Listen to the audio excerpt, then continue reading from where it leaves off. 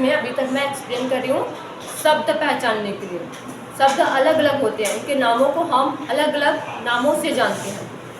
ठीक है, शब्द संज्ञा शब्द है, सर्वनाम शब्द है, क्रिया है। ठीक है, ऐसे हम पहचानते हैं ना। तो जो भी आप व्याकरण में पढ़ते हो वो किससे रिलेटेड होते हैं? शब्द से। आपको शब्द को पहचानना रहता है। वाक्य को पढ़ते हुए या सुनते हुए या देखते समय आपको सिर्फ शब्दों पर ध्यान देना है कि वो शब्द क्या है। इससे क्या होगा, आप बहुत अच्छे एक्सप्लेन करने सीख जाओगे, लिखने सीख जाओगे, पढ़ने सीख जाओगे, अगर आप शब्दों को समझने लग गए तो।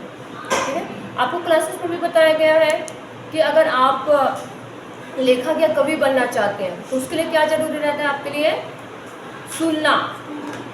अगर आप सुनोगे अच्छे से तो बोल पाओगे, और पढ़ोगे तो लिख पाओगे। ठीक है, क्योंकि आपके पास शब्दकोश हो जाएंगे, बहुत सारे अर्थ हो जाएंगे ना। जब शब्दकोश बहुत ज़्यादा हो जाएंगे आपके पास तो आप बहुत अच्छे से एक्सप्लेन कर सकते हो, अच्छे से बोल सकते हो। और इससे क्या होता है, आप दूसरों के सामने बहुत अट्रैक्टिव लगते हो, अलग लगते हो आपकी बातों से, क्योंकि आपके पास शब्दकोश है, शब्द की भंडार है। ठीक है,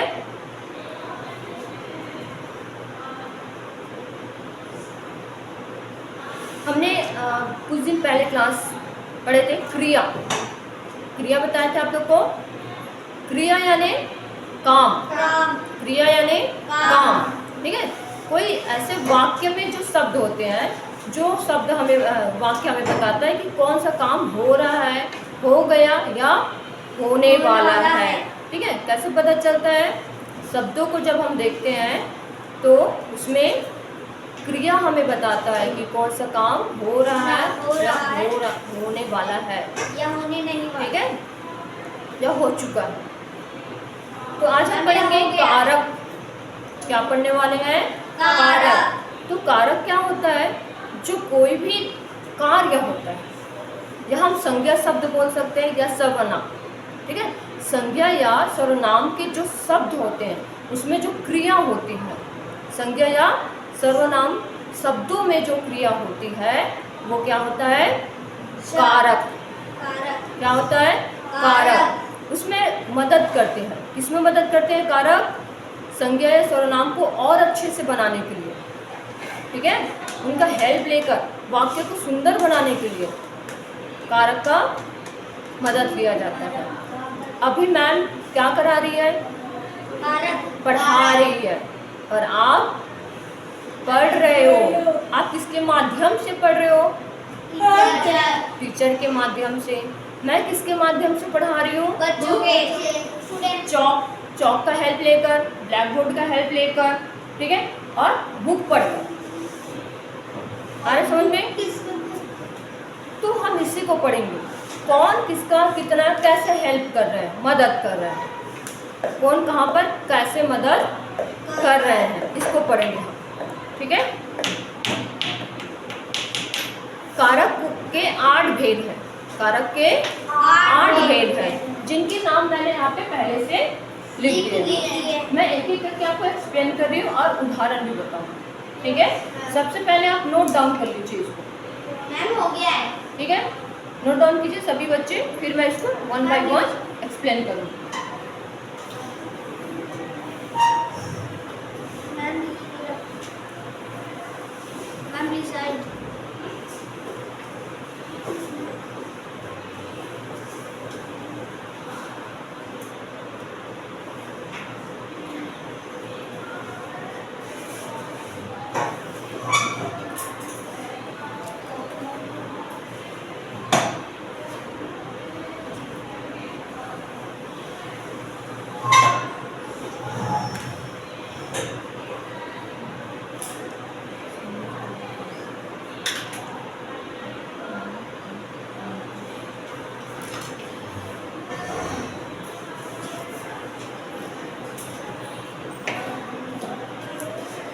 चलिए स्टार्ट करें।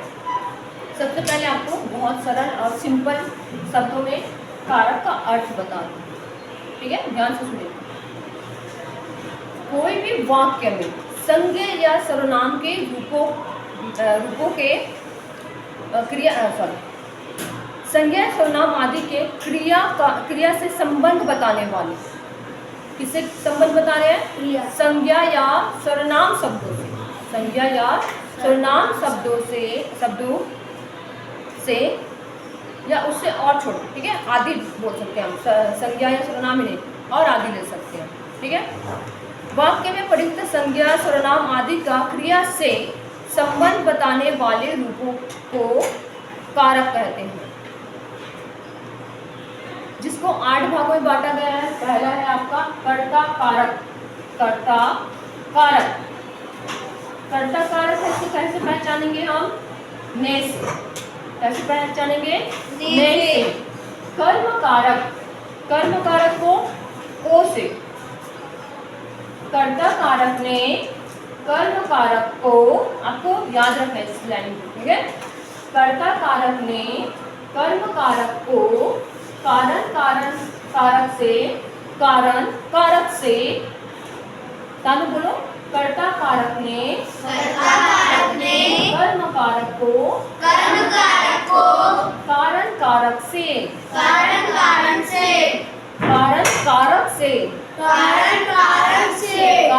नहीं, कारण कारक से संप्रदान कारक को के लिए, संप्रदान कारक को के लिए, अपदान कारक से संबंध कारक को की, इसमें है यार 2 एग्जाम पहचानने का, ना ने नी और रा रे री, ठीक है। अधिक कारण कारक में पर, संबोधन कारक हे या अरे, ठीक है।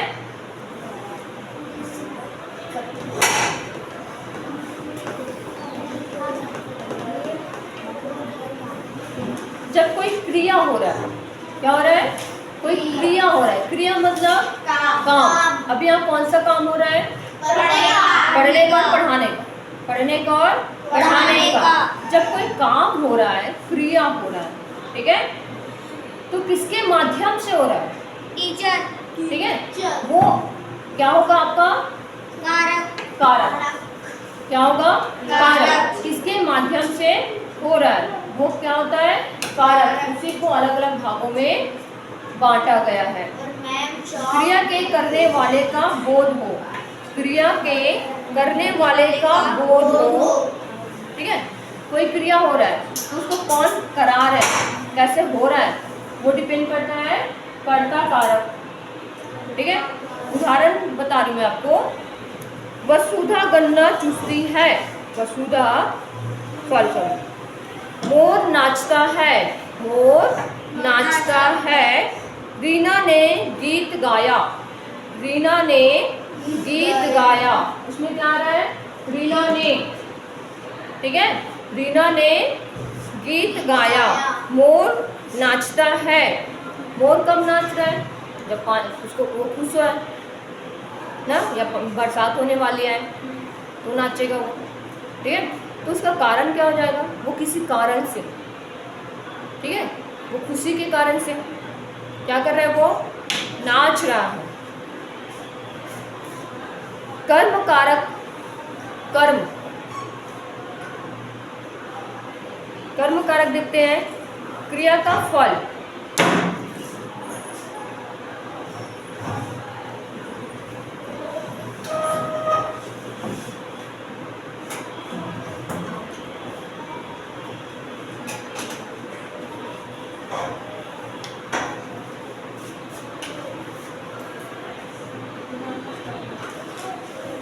सेकेंड का बताओ बेटा। कर्म कारक क्या होता है? क्रिया का फल, क्रिया यानी काम, ठीक है। क्रिया का फल जिस व्यक्ति या वस्तु पर पड़ता है उसे कर्म कारक कहते हैं, ठीक है। हम इसका उदाहरण लेते हैं। राम ने रावण को मारा, राम ने रावण को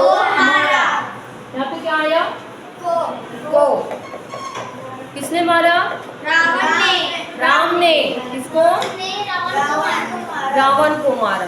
ठीक है, तो क्रिया का फल क्या हुआ? क्रिया का फल क्या हुआ? जिस व्यक्ति या वस्तु पर पड़ता है, ठीक है, उसे कर्म कारक कहेंगे।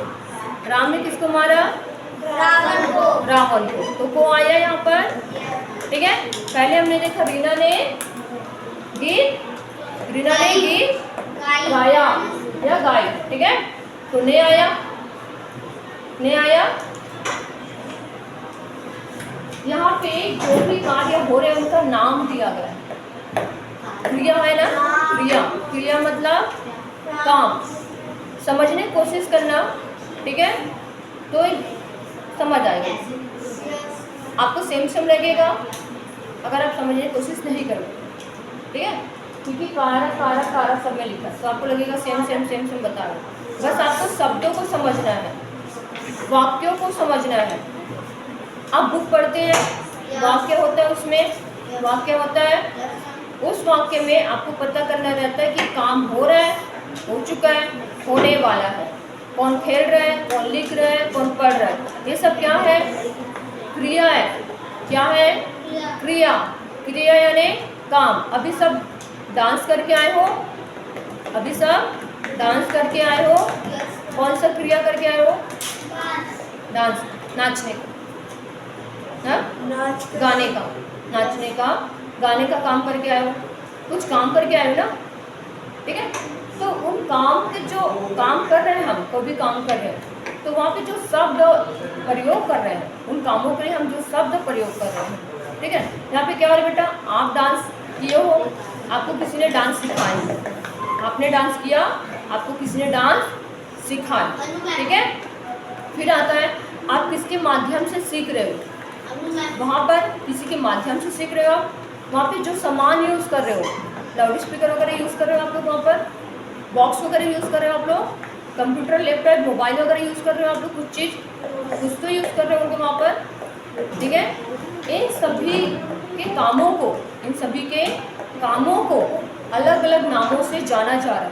इन सभी के कामों को अलग अलग नामों से जाना जा रहा है।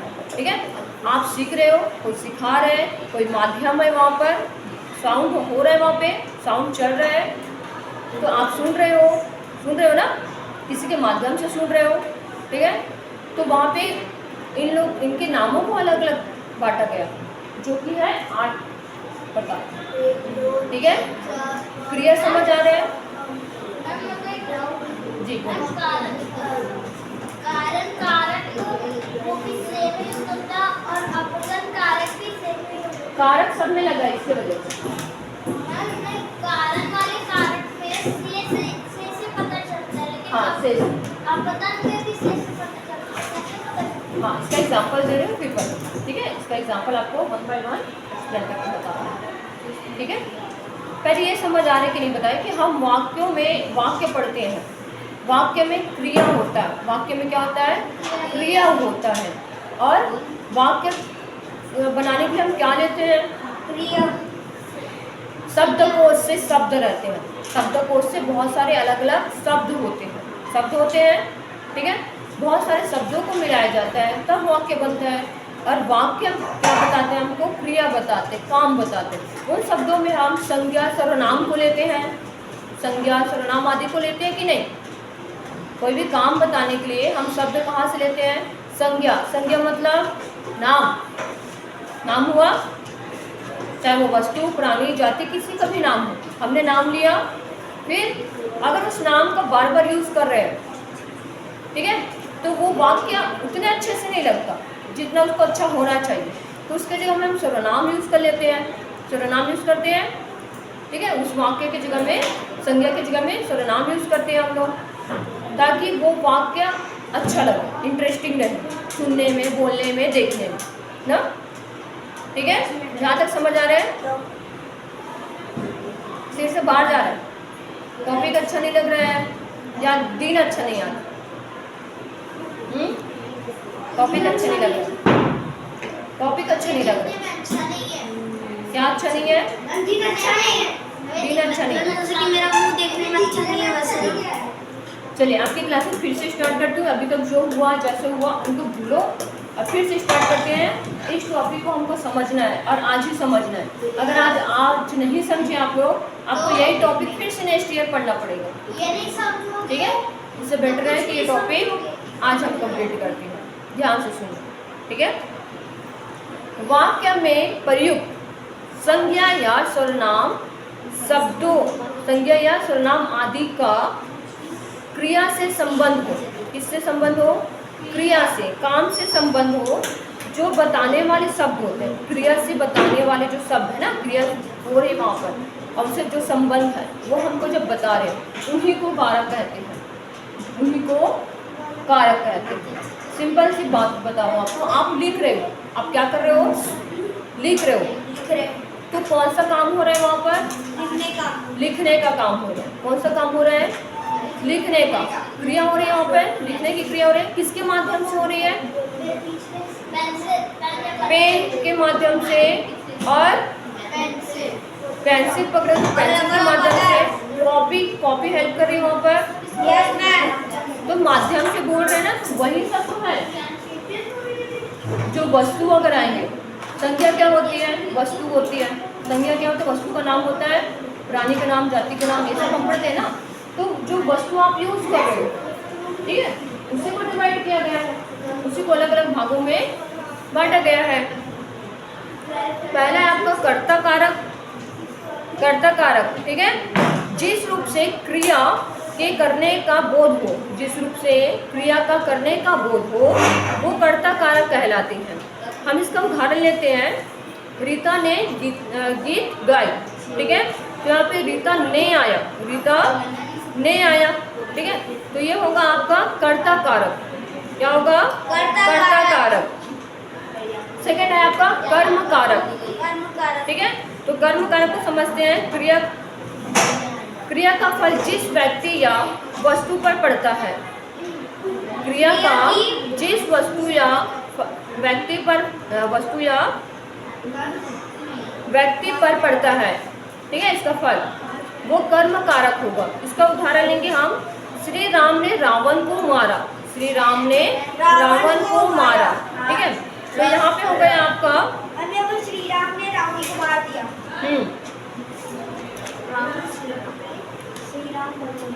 यहाँ तक आपको आई थिंक समझ आ गया होगा। तीसरे में चलते हैं हम, जिसका नाम है कारण कारक। कारण कारक, इसको पहचानेंगे से।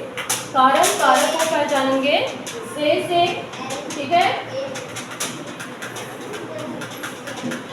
कर्ता जिस साधन के द्वारा क्रिया करता है, कोई भी कर्ता, कोई, यहाँ पे हम व्यक्ति ले सकते हैं, ठीक है। तो कर्ता जिस साधन के द्वारा क्रिया करता है, कोई काम करता है, उसे कारण कारक कहते हैं। उसे कारण कारक कहते हैं। हम इसका उदाहरण लेंगे। बच्चे हॉकी से खेल रहे हैं। बच्चे हॉकी से खेल रहे हैं। तो यहाँ पे क्या आया? से। क्या आया? से, ठीक है। सेकेंड उदाहरण देती हूँ मैं आपको, दूसरा उदाहरण, ताकि आपको इजी लगे समझने में। आनंद चम्मच से खाना खाता है। आनंद किससे खाना खा रहे हैं? चम्मच से, ठीक है। तो यहाँ पे चम्मच और हॉकी क्या हो गया? कारण कारक। चम्मच क्या हो गया?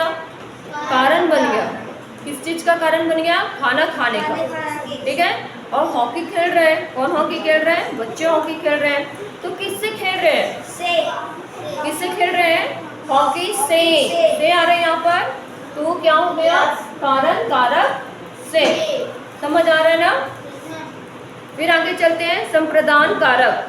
संप्रदान कारक, जिसके लिए क्रिया की जाती है, जिसके लिए क्रिया या काम किया जाता है, उनको कहेंगे संप्रदान कारक। तो इसको कैसे पहचानेंगे हम? को के लिए, को या के लिए। जब कोई क्रिया हो रही है, ठीक है, जब कोई क्रिया हो रही है, कोई कर्ता के द्वारा ना, कोई कर्ता के द्वारा क्रिया हो रही है, तो कर्ता जिस साधन के द्वारा क्रिया कर रहा है, उसको कहेंगे कारण कारक। आपको उदाहरण बताती हूँ मैं इसका। दादाजी के लिए सेब दो। दादाजी के लिए सेब दो, ठीक है। तो यहाँ पे क्या आया, के लिए, दादाजी के लिए सेब दो, ठीक है।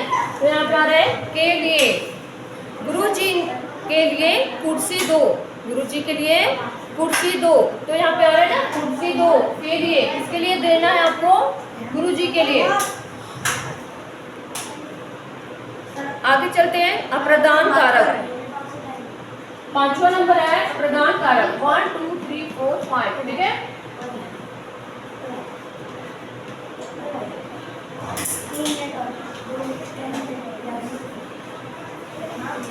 हम कारक के 8 भेद देखेंगे, जिसमें से है 5वां अप्रदान कारक। इसको पहचानेंगे से, इसको पहचानेंगे से।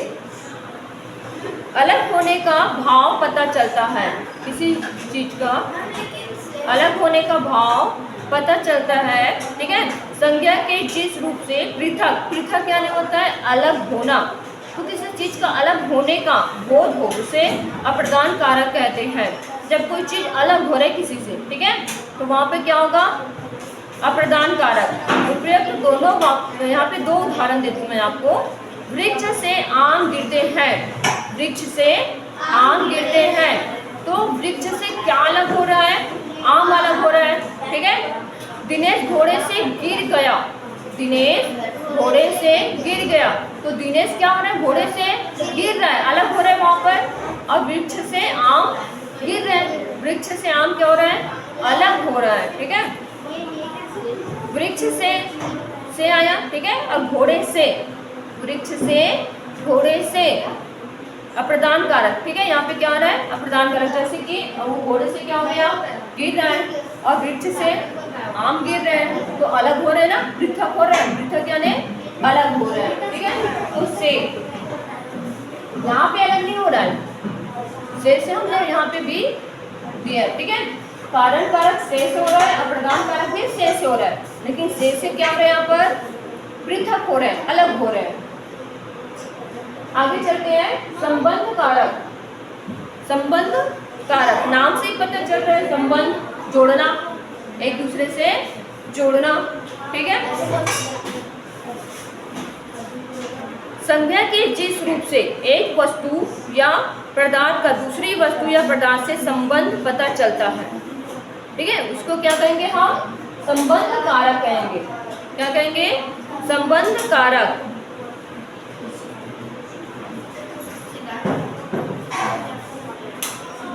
यह कर्ण का रथ है, यह कर्ण का रथ है। आपको उदाहरण दे दूं मैं, यह कर्ण का अर्थ है, कर्ण का नाम तो सुने ही हैं सभी लोग, ठीक है, जो कि रथ में रहता था। तो क्या हुआ, कर्ण का रथ है, उसमें नाम है कि वो रथ उसी का है, संबंध बता रहे हैं, उस रथ का संबंध बता रहे हैं कर्ण से, ठीक है। यह विषय की मोटरसाइकिल है, या हम कह सकते हैं पहले बेंच में जो बच्चे बैठते हैं कंटिन्यू, हम उसका नाम लेकर बोल सकते हैं कि ये उसका चेयर है, ये राम का चेयर है, ठीक है, ये राम का कुर्सी है, राम भी बैठता है यहाँ पर। तो वहाँ पे संबंध बता रहे हैं, कुर्सी का किसी से संबंध बता रहे हैं, वो क्या होगा आपका संबंध कारक, ठीक है।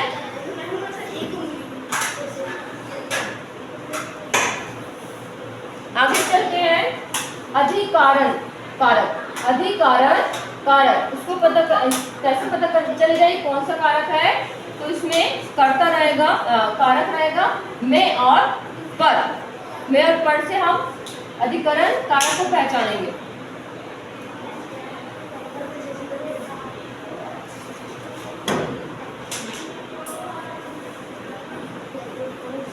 संज्ञा के जिस रूप से क्रिया के आधार पर ज्ञान होता है, संज्ञा के जिस रूप से क्रिया के आधार पर ज्ञान होता है उसे अधिकरण कारक कहेंगे। हम इसका उदाहरण लेंगे, भौरा फूल पर बैठा है, भौरा फूल पर, भौरा फूल पर बैठा है, तो यहाँ पे पर आ रहा है, इसलिए होगा अधिकरण कारक। सेब प्लेट में रखे हैं, सेब प्लेट में रखे हैं, तो वहाँ पे में आ रहा है, सेब किस में रखे हैं, प्लेट में, ठीक है। उमंग कुर्सी पर बैठा है, उमंग कहाँ पर बैठा है, कुर्सी पर बैठा है, तो यहाँ पे अधिकरण कारक में और पर से हम उस वाक्य को पहचानेंगे, कि वो कौन सा कारक है। ठीक है, संबोधन कारक आपका लास्ट है, संबोधन कारक, जिसको पहचानेंगे हे और अरे से। जैसे इसका उदाहरण ले सकते हैं, हे भगवान, फिर से एग्जाम आ गया, हे भगवान फिर से एग्जाम आ गया, हे भगवान मुझे बचा लो। बोलते हैं ना, अरे मम्मी आ रही है, यहाँ से भागो। अरे पापा जी आ रहे हैं, क्योंकि हमने गलत काम किया। अच्छा काम करेंगे तो हम भगेंगे क्या? नहीं, लेकिन हमने अगर कुछ गलत कर लिया तो हम बोले कि अरे पापा आ रहे हैं, यहाँ से चलो, भाग जाते हैं। तो हम संबोधन कर रहे हैं, अपने से बड़े को हम संबोधित कर रहे हैं, क्या शब्द यूज करके? हे या अरे शब्द यूज करके हम उसका संबोधन कर रहे हैं। तो ये कौन सा कारक हो जाएगा? संबोधन कारक। ठीक है, आपको कुछ उदाहरणों के साथ इसको फिर से समझा रही हूँ, ध्यान दीजिएगा। ठीक है, जब संज्ञा या सर्वनाम, ठीक है, फिर से आपको रिपीट कर रही हूँ, ध्यान से सुनिएगा। वाक्य में प्रयुक्त संज्ञा या सर्वनाम आदि का क्रिया से संबंध बताने वाले शब्द या रूपों को कारक कहते हैं। क्लियर?